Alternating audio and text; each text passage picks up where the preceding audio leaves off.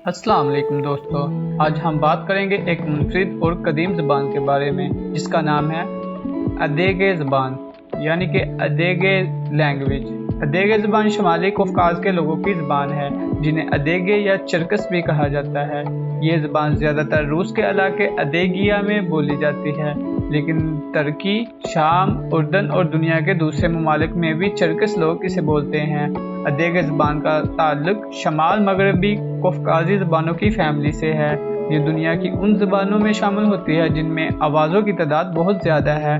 अदेगे ज़बान में कुछ ऐसे हरूफ और आवाज़ें मौजूद हैं जो दूसरे ज़बानों में बहुत कम हैं। इस ज़बान को लिखने के लिए आजकल सिरिलिक रस्मुल ख़त इस्तेमाल किया जाता है जो रूसी ज़बान में भी इस्तेमाल होता है। चरकस कौम अपनी ज़बान को सिर्फ बोलते ही नहीं बल्कि अपनी सकाफत, मौसीकी और रवायात में भी ज़िंदा रखते हैं। 19वीं सेंचुरी में कौकाज़ की जंगों के बाद बहुत से चरकसी लोग अपने वतन से हिजरत करने पर मजबूर हुए। इसी वजह से आज अदीगे ज़बान मुख्तलिफ ममालिक में फैल चुकी है। अगरचे दुनिया में इस ज़बान के बोलने वालों की तादाद कम है, लेकिन लोग आज भी इसे महफूज रखने की कोशिश कर रहे हैं। स्कूलों, किताबों, गानों और सोशल मीडिया के जरिए नई नस्ल को ये ज़बान सिखाई जा रही है।